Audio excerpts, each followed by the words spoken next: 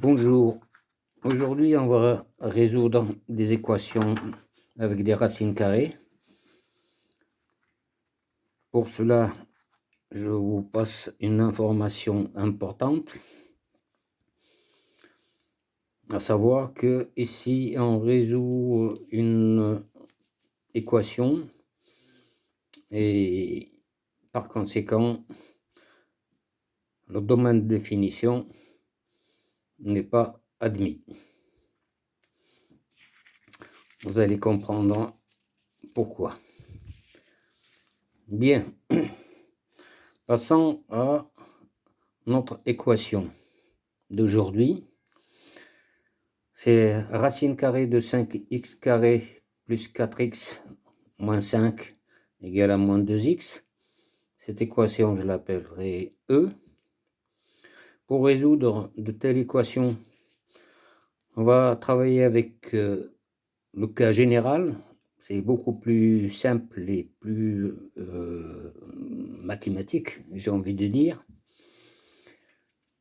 On voit que notre équation E a la forme racine carrée de A est égale à B.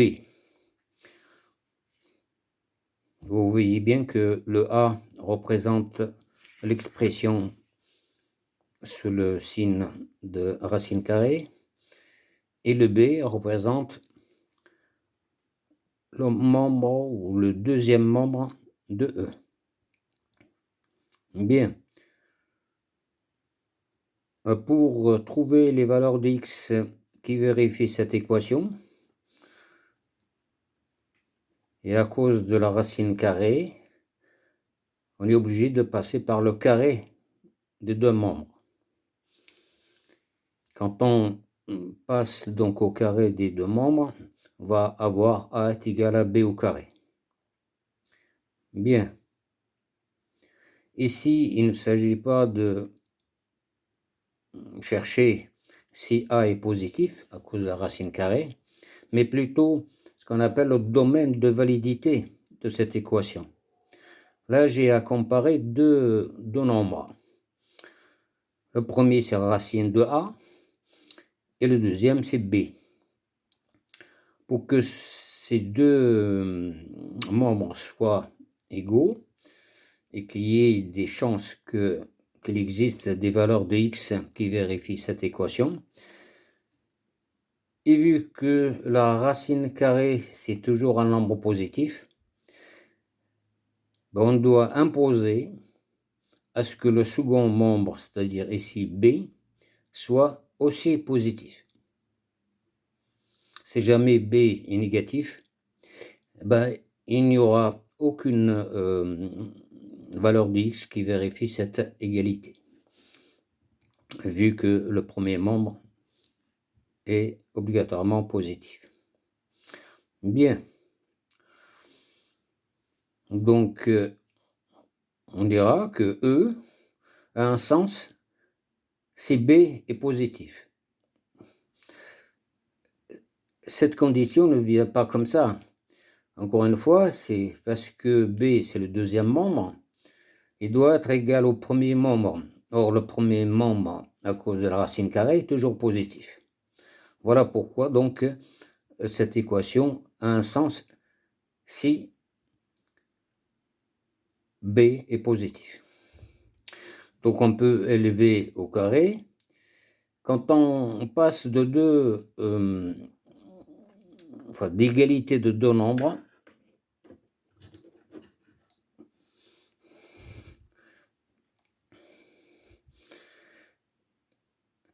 évidemment, leurs carrés sont égaux. Donc, il y aura implication. Autrement dit, les solutions de E seront aussi solutions de E'. Mais rien ne prouve que les solutions de E' sont aussi solutions de E. Et on a dit à l'instant que cette équation admet des solutions avec la condition que B soit positif. Donc finalement, E va être équivalente à